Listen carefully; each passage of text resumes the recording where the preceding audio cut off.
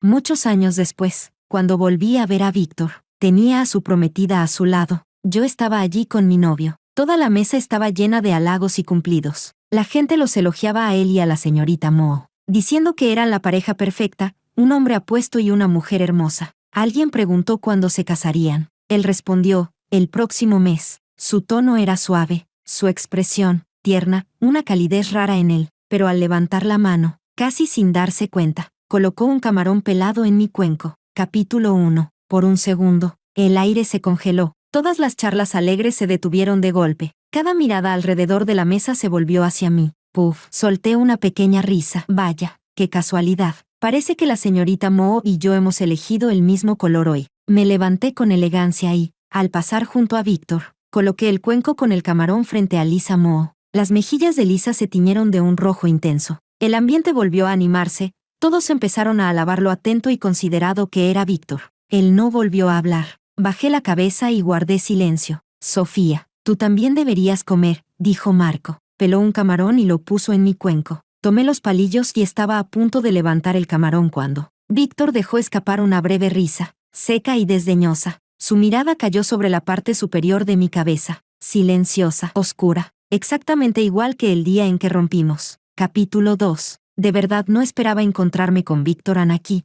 Los negocios de la familia Ann estaban todos en el extranjero. Durante todos los años que estuve con Víctor, él nunca regresó a China. Su chino era incluso un poco torpe. ¿El señor Ann y la señorita Moe se casan el próximo mes?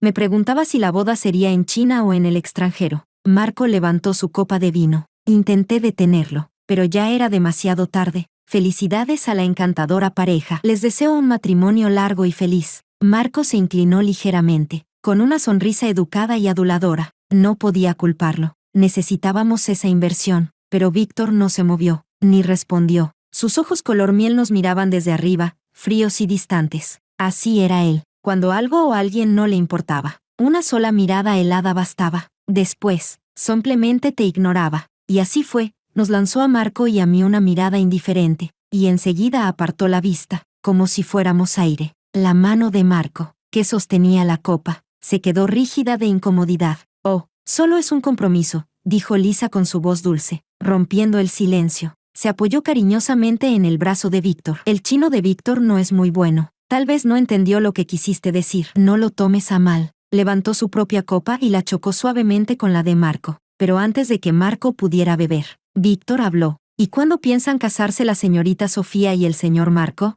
Su pronunciación fue perfecta, cada palabra clara y precisa. Una pregunta cargada de burla. Todos en la mesa eran lo bastante astutos como para captar el doble sentido en su tono. El silencio volvió a caer. Una mezcla de miradas curiosas y cómplices se cruzaron entre Víctor y yo. Hundí las uñas en mi palma, forzando una sonrisa ligera y tranquila. Pronto, respondí. Víctor también sonrió. Asintió levemente. El día 6 del próximo mes, Lisa y yo celebraremos nuestra fiesta de compromiso. Están invitados. Luego se levantó con firmeza y se dio la vuelta para irse. Espera. Lisa corrió tras él. Mis hombros se relajaron de inmediato. La escuché hablar en un francés fluido. ¿Ya nos vamos a casa? ¿Conoces a Sofía?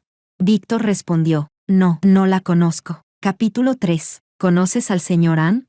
De camino a casa, Marco también me lo preguntó. Yo no podía decir no, con la misma firmeza con la que lo había hecho Víctor Ann, mientras pensaba cómo responder. Marco se dio una palmada en la cabeza. Mírame, claro que no lo conoces. Tú ni siquiera perteneces al mismo círculo que él. Bajé la mirada y sonreí levemente. Sí, aunque me esforcé durante 5 años por escalar.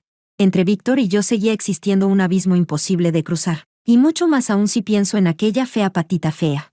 La que estaba hundida en el barro, cubierta de impurezas. Pero cuando estaba con él, no lo sabía. Él era como una estrella lejana, tan brillante, tan intocable. Capítulo 4. Conocí a Víctor en Burdeos, mientras recogía uvas. El sol de verano era cegador y abrasador. Después de un día entero, una sentía que se le caía la piel, pero pagaban bien. Trabajar medio mes recogiendo uvas me bastaba para cubrir 2 o 3 meses de comida. Me fijé en Víctor porque él no se bronceaba, bajo el sol desde la mañana hasta la noche. Yo había terminado convertida en una marmota amarilla y tostada, mientras que él seguía siendo un elegante cisne blanco. ¡Qué envidia! Oye, ¿qué protector solar usas? ¿Compartes el secreto? Él se quedó atónito por un segundo, y luego me preguntó, ¿Eres estudiante extranjera? Su acento sonaba un poco raro. Entonces lo entendí, era un banana man, un término para referirse a alguien de ascendencia asiática que ha crecido en Occidente.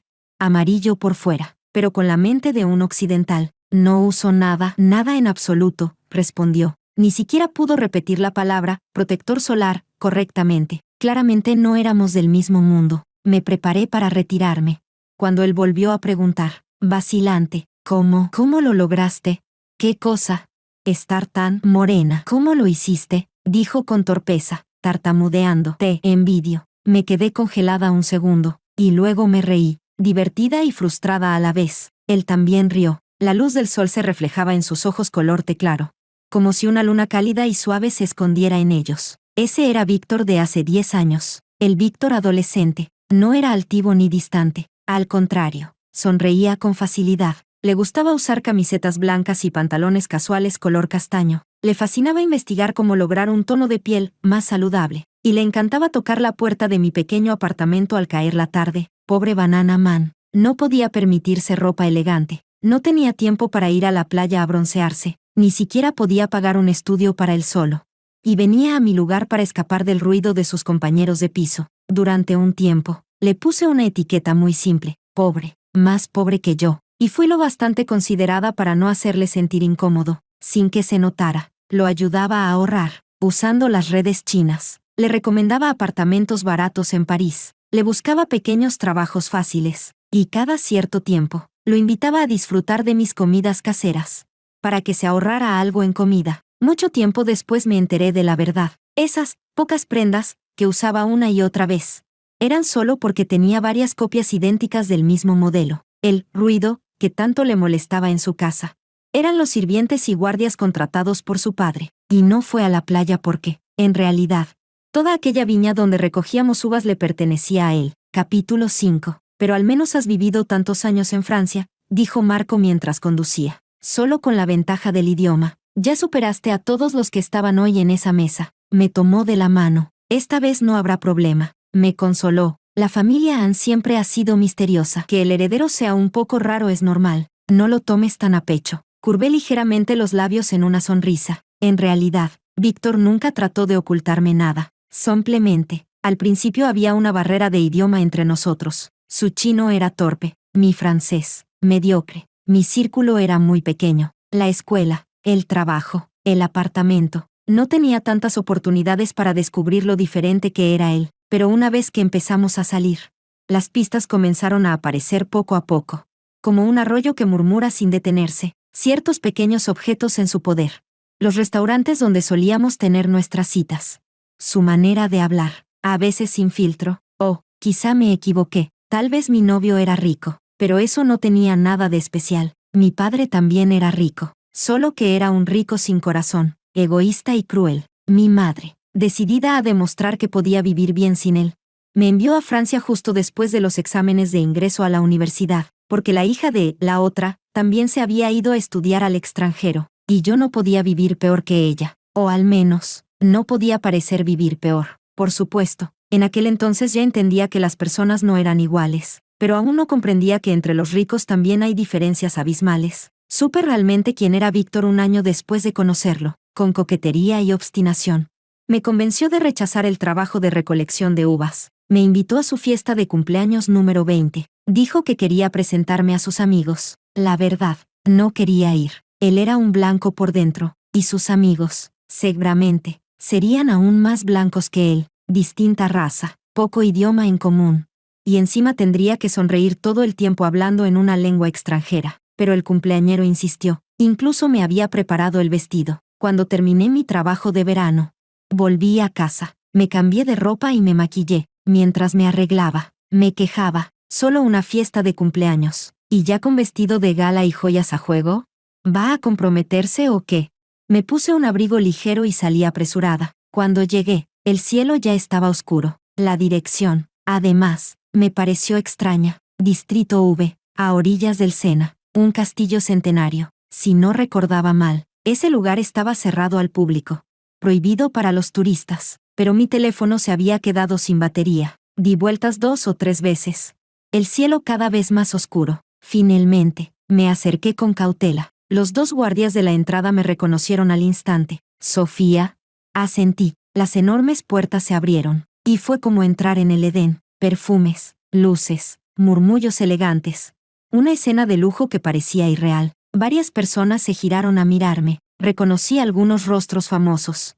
Incluso a ciertos políticos que había visto en revistas. Instintivamente, retrocedí un paso. Y entonces lo vi. Era la primera vez que veía al Víctor que mostraba ante los demás, sentado con las piernas cruzadas en un sofá al aire libre.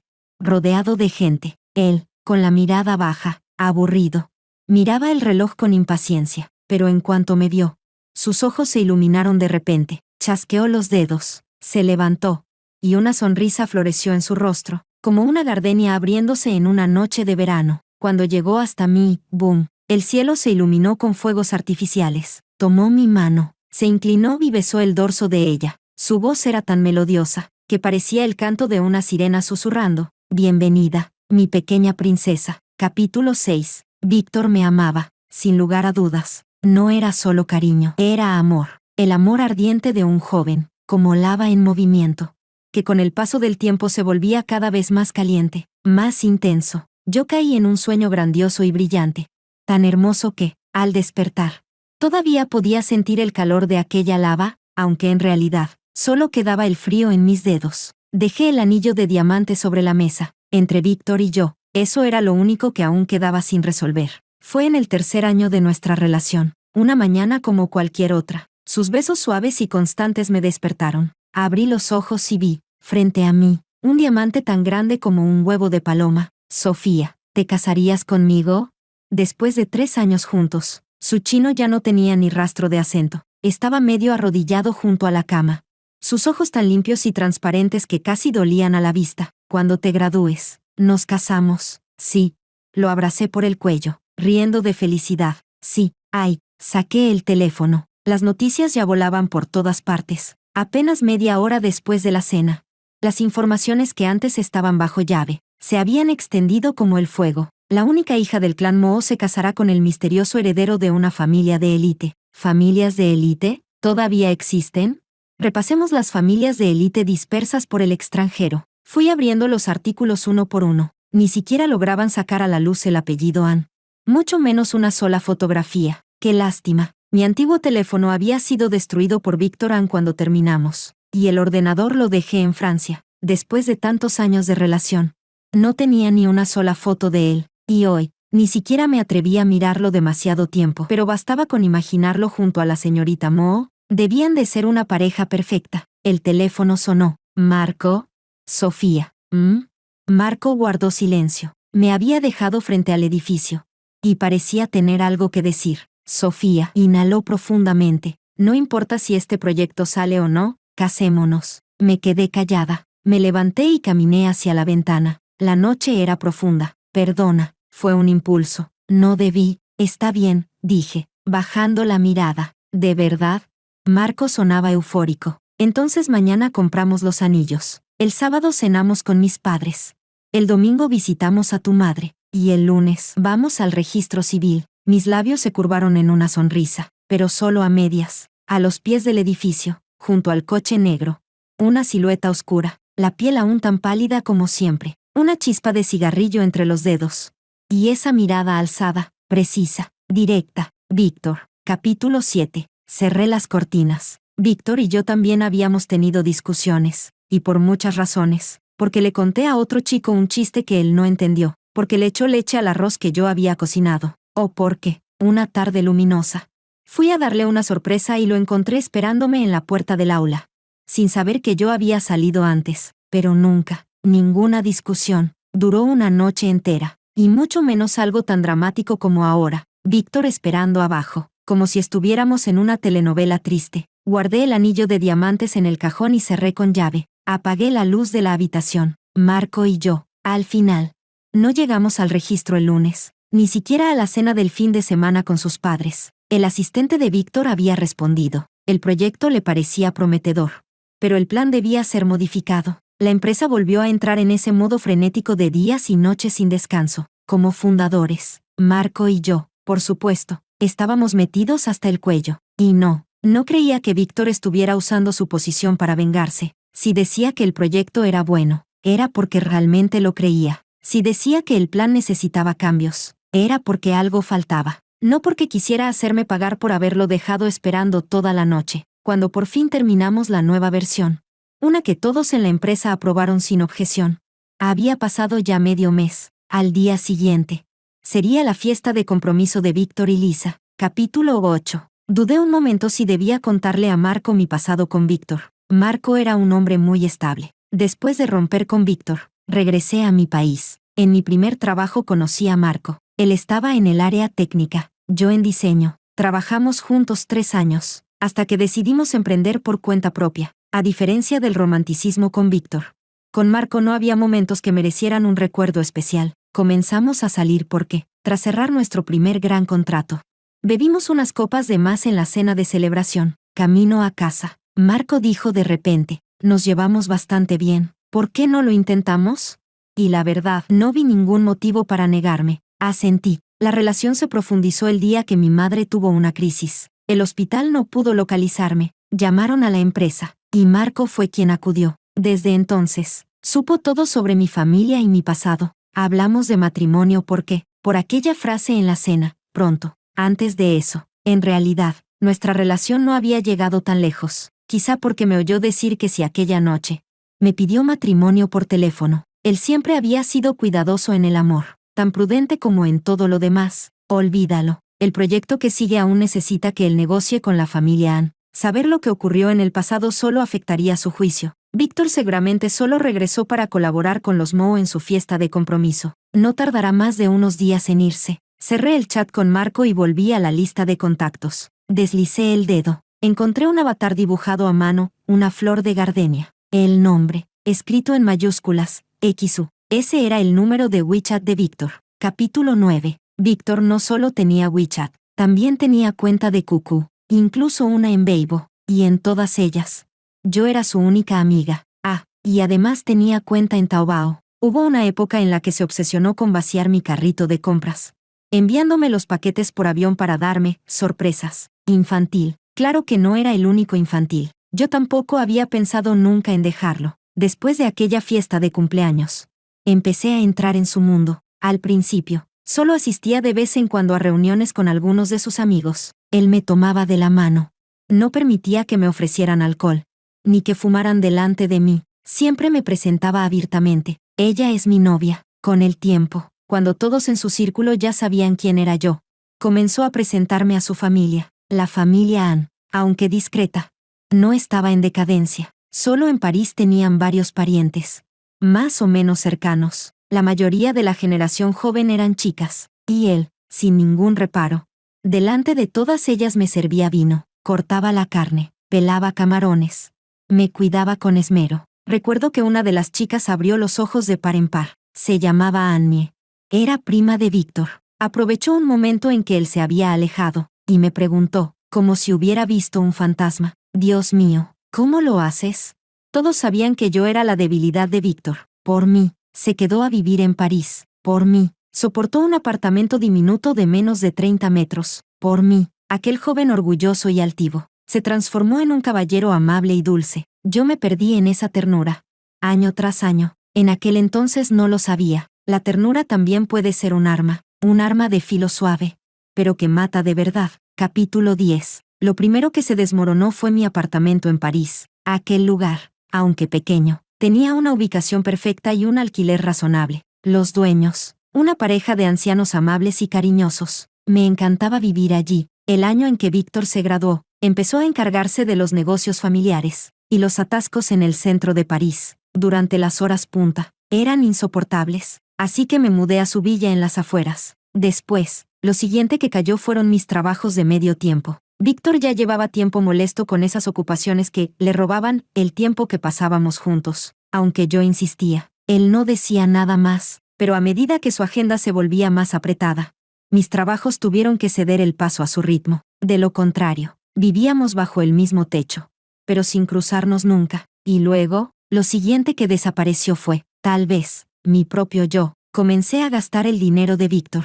Mi madre, con el último aliento de orgullo, me había mandado a Francia. Solo pudo pagar el primer año de matrícula y manutención. Al dejar los trabajos, me quedé sin ingresos. Y claro, había mucho más que pagar que solo comida y estudios. Víctor empezó a trabajar, a usar trajes, a asistir a eventos de negocios. El contraste con los días de estudiante era abismal. Yo ya no podía seguir con coleta, ropa casual y zapatillas deportivas. Además, estaban los compromisos sociales con sus amigos y familiares. Cada uno de esos gastos no se resolvía simplemente rechazando su tarjeta bancaria. A decir verdad, nadie había dicho que gastar el dinero del novio fuera un pecado.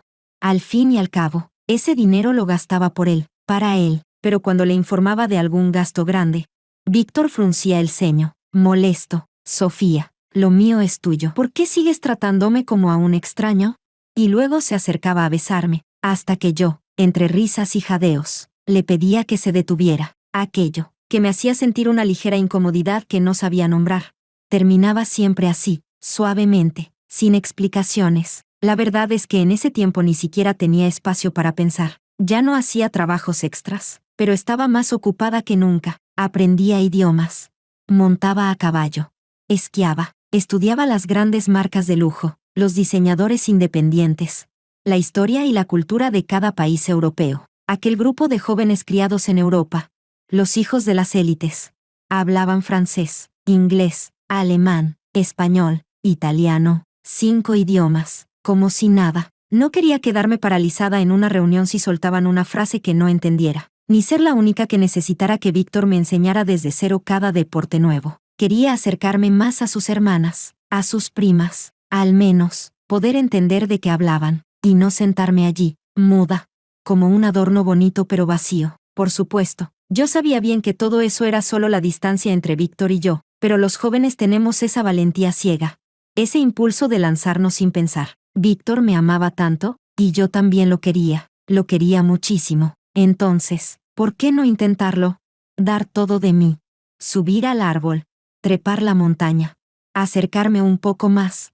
Solo un poco más. Extender la mano, y quizás, solo quizás, alcanzar aquella estrella. Capítulo 11. En aquella época, Víctor se volvió cada vez más dependiente de mí. Si llegaba a casa y no me veía, recorría toda la villa, arriba y abajo, buscándome. Traía joyas de las subastas como si el dinero no existiera. Y en la cama, una y otra vez, me decía que me amaba. Ahora que lo pienso, Víctor me conocía muy bien. Me conocía mejor de lo que yo me conocía a mí misma. Quizá ya lo intuía entonces, que algún día, tarde o temprano, yo me marcharía. Por eso, antes de irse a trabajar a la empresa en Estados Unidos, me lo dijo más de una vez: Sofía, ven conmigo a Estados Unidos. Sí, ya encontré una universidad para ti, mismo campo. O puedes cambiar de especialidad si quieres. Yo no noté nada raro. ¿Estás loco?, le respondí, riendo, abrazándolo por el cuello. En medio año me graduó del máster. ¿Quieres que empiece desde cero allá? No te preocupes, le prometí. En 6 meses iré a buscarte a Estados Unidos. Le di un beso fuerte. Tan fácil, tan ingenuamente, como si con eso pudiera sellar mi futuro. Pero lo que pasó después no tuvo nada que ver con si acepté o no irme con él. A veces, una chica que se esfuerza con todo su ser por alcanzar una estrella, de pronto se detiene y se mira a sí misma, y lo que la detiene suele ser algo muy mundano, muy humano. En mi caso, fue la madre de Víctor. Capítulo 12. Siendo justa, la familia de Víctor era gente encantadora. Sus hermanas y primas tenían una educación impecable. Jamás dijeron nada fuera de lugar, ni mostraron actitudes inadecuadas delante de mí. Incluso Annie, la más extrovertida, como mucho suspiraba de repente, se apoyaba en mi hombro y decía: Sofía, eres tan buena, me encantas. Y enseguida Víctor la agarraba de la oreja y la apartaba. A un lado, ese es mi lugar. Pero cuando su madre me llamó para decirme que viajaba a París por trabajo, y que quería invitarme a comer, no pude evitar que me vinieran a la mente esas escenas de telenovela.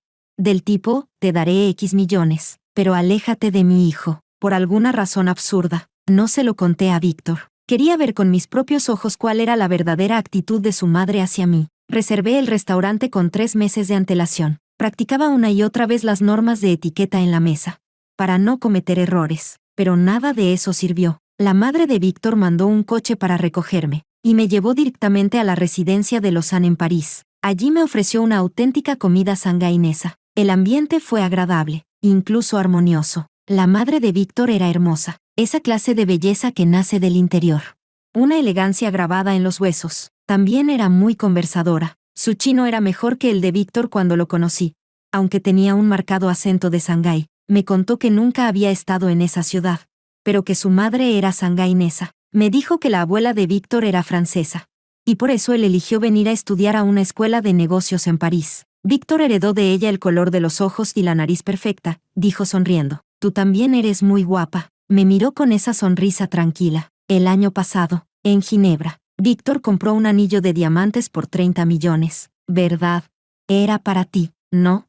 Te queda muy bien, añadió, con aparente sinceridad. Me quedé unos segundos paralizada. No supe si lo decía para remarcar el precio del anillo, o si realmente me estaba elogiando. A su edad, en su posición, ocultar sus verdaderas emociones frente a una chica inexperta debía de ser lo más fácil del mundo. Hasta que, al despedirme, el mayordomo rubio que me acompañaba preguntó en italiano: «Señora, ¿esta es la novia del joven amo?»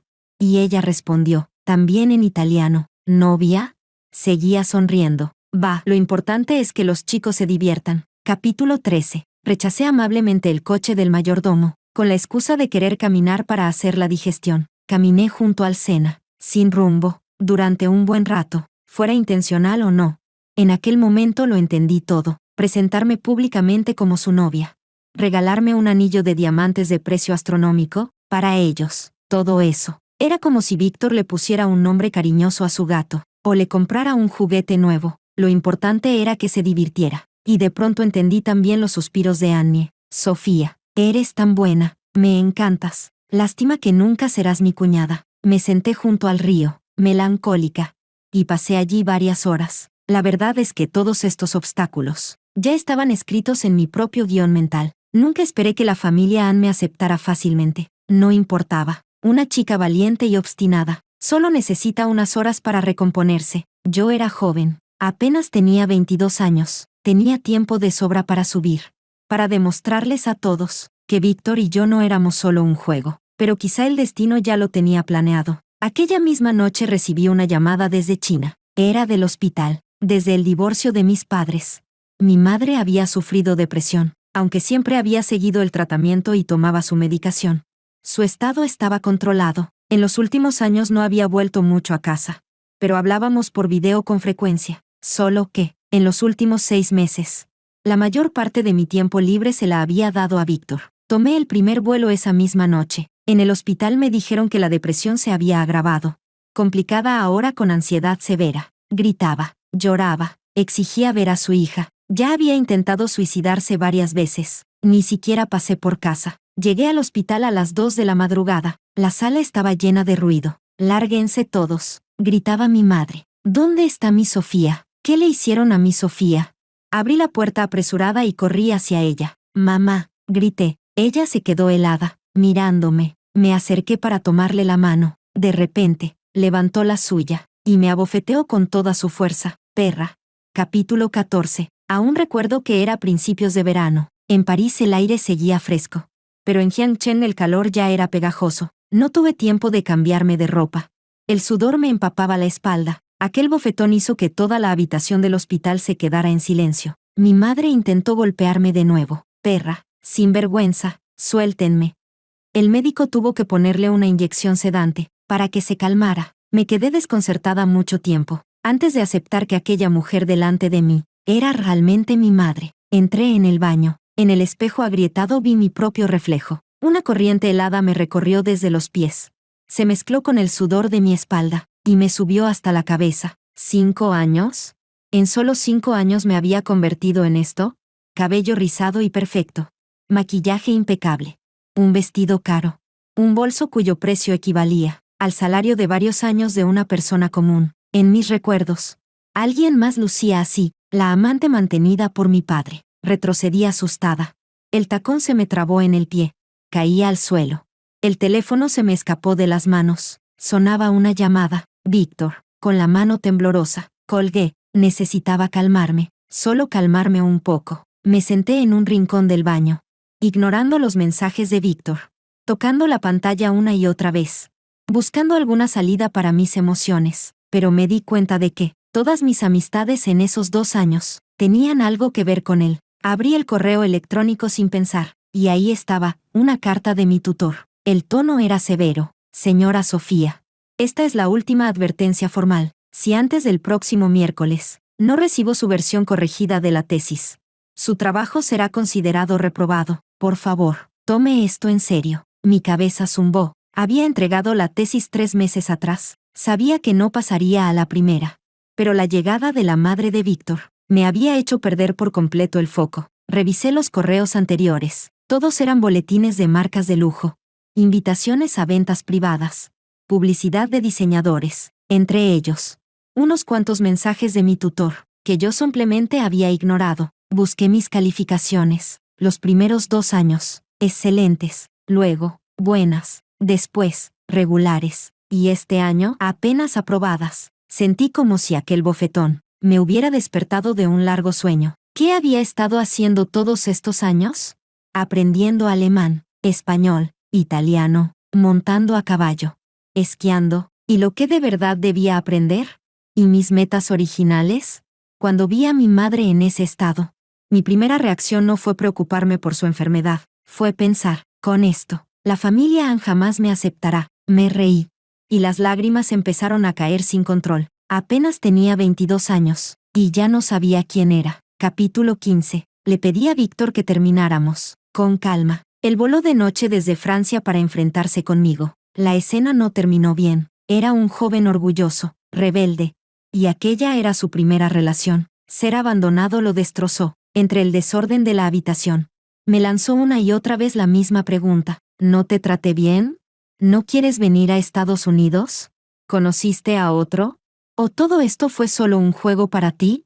No, nada de eso. No sabía cómo explicarle el laberinto emocional en el que había estado, ni cómo había logrado encontrarme de nuevo. Solo le dije, lo que yo buscaba desde el principio, era alguien con quien pudiera trabajar, comer, tomar el sol, vivir una vida simple. Víctor se quedó inmóvil. Sus ojos color té se clavaron en mí, oscuros, profundos, sin saber qué decir. Entonces, de una patada, volcó la mesa de té del jardín. Sofía, no te arrepientas. Yo guardé silencio. Tomé mi maleta. No miré atrás. Capítulo 16. Al final, no abrí el avatar de la gardenia. Cerré WeChat. Corrí la cortina y miré hacia afuera. Era la 15ª noche, que Víctor pasaba esperándome, abajo, en la oscuridad. Capítulo 17. A la mañana siguiente, Marco y yo nos preparamos para asistir a la fiesta de compromiso de Víctor. La invitación fue enviada a la empresa, con los nombres de ambos escritos en ella. Nos preparamos con esmero. Antes de bajar del coche, Marco aún se arreglaba el cabello frente al retrovisor.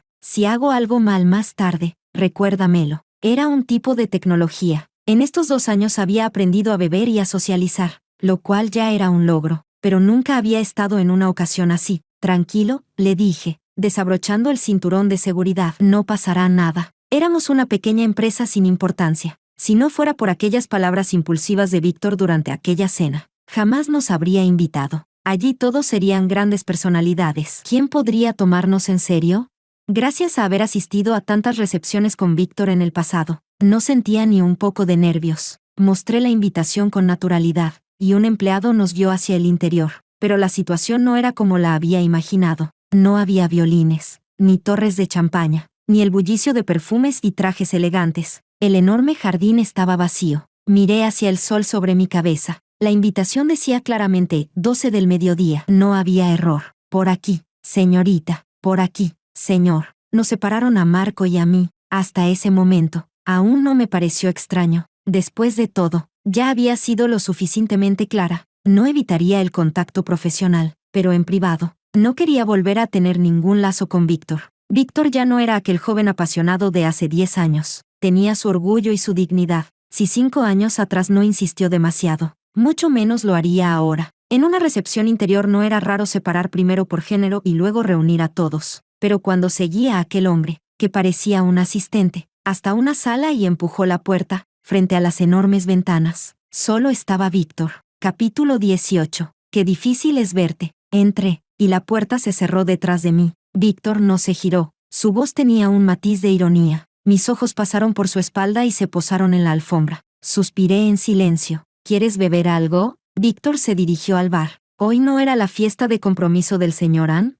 Sí, dijo sirviéndose un vaso de agua. Es a las 8 de la noche. No es un compromiso real, añadió de repente. La familia Moe quiere expandirse al extranjero, y nosotros queremos regresar al país. Romperán el compromiso dentro de un año. No necesitas explicarme eso. Hubo un momento de silencio. Perdón, parece que confundí la hora. Vendré más tarde. Intenté irme. La escribí a propósito a las 12. Lo admitió sin rodeos. Entonces lo miré directamente por primera vez. En aquella cena de hace medio mes, no había tenido el valor de hacerlo. Fue demasiado repentino. Aquella tarde, después de salir de su villa, regresé directamente a mi país y nunca volvimos a tener contacto. Encontrarme con un rostro tan familiar y tener que actuar como si nada, tratando de ser amable, me erizó la piel. Era tal como lo recordaba, más sereno, más reservado, con una presencia aún más fuerte. Ya casi no quedaba rastro de aquel muchacho bajo la parra. Sofía, todavía me debes algo. Víctor también me miró de frente. En el fondo de sus ojos color té claro había una leve presión. Aparté la vista. 5 años. 5 horas. ¿Qué pasa? ¿No te parece suficiente?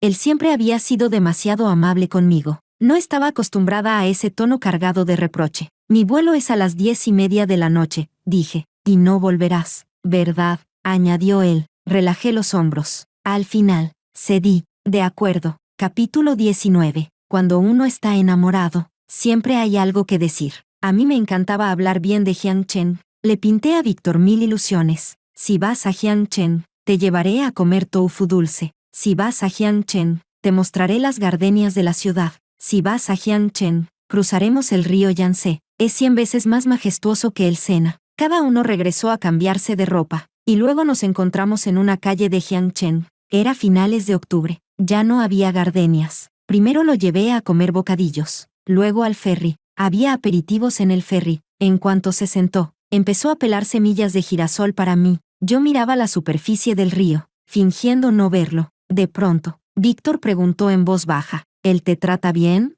Sentí que mis párpados temblaban. El río estaba cubierto por una neblina ligera. Ya lo sabía. Nuestra separación en aquel entonces no había sido presosamente elegante. Nunca nos sentamos a despedirnos con calma. Habían pasado 5 años. No deberíamos estar sentados juntos otra vez. Trabajan juntos, ¿verdad? Víctor sonrió. ¿Come contigo? ¿Toman el sol juntos? En realidad, no. Marco y yo hablábamos más de trabajo. Apenas si teníamos tiempo de comer juntos a solas. Mucho menos de tomar el sol. Cuando el sol se puso, me levanté. Vamos afuera a mirar, dije. Bajamos del ferry, caminamos por la orilla del río. Le fui señalando los lugares más emblemáticos. El tiempo pasó rápido. ¿Y tu escuela? Preguntó Víctor. Dijiste que me la mostrarías. A esta hora hay muchos estudiantes. Será ruidoso. ¿Quieres ir igual? Sí, lo llevé al colegio donde estudié 9 años. Nunca probé los fideos con carne de res frente a tu casa, dijo. Aún lo recordaba. Lo guié hasta allí. Tampoco he visto el paisaje nocturno del Yangtze, añadió. Señor Ann, ya casi son las 8, le recordé. ¿De verdad tienes que llamarme así? La voz de Víctor se volvió fría. Sus ojos se fijaron en mi rostro, filosos. Apreté los dientes y aparté la mirada. Víctor bajó los ojos. Guardó silencio un momento. Cuando volvió a hablar, su voz sonaba ronca. Vamos. Dejó los palillos y yo lo seguí. Vuelve tú solo al hotel. No te acompañaré, le dije. ¿Al menos puedes acompañarme hasta la calle? Asentí. El restaurante estaba en una zona residencial. Para llegar a la carretera había que atravesar varios callejones. La noche se volvió silenciosa de repente. Solo se oía el viento y el crujir de las hojas secas. Caminaba 2 pasos delante de Víctor. Si bajaba la vista, podía ver su sombra. Él me seguía sin perder el paso. La mirada perdida quién sabe dónde. Al llegar a la esquina, se detuvo. Me giré. La luz del farol no alcanzaba a iluminar el callejón. Yo estaba en la luz, él en la sombra. Hemos llegado, dije. No respondió. En la oscuridad, sus ojos reflejaban la luz de la luna, cayendo lentamente sobre mí. Señor Ann, le recordé. Su mirada pareció desplazarse a otro lugar. ¿Ni siquiera vas a cumplir con el protocolo de despedida?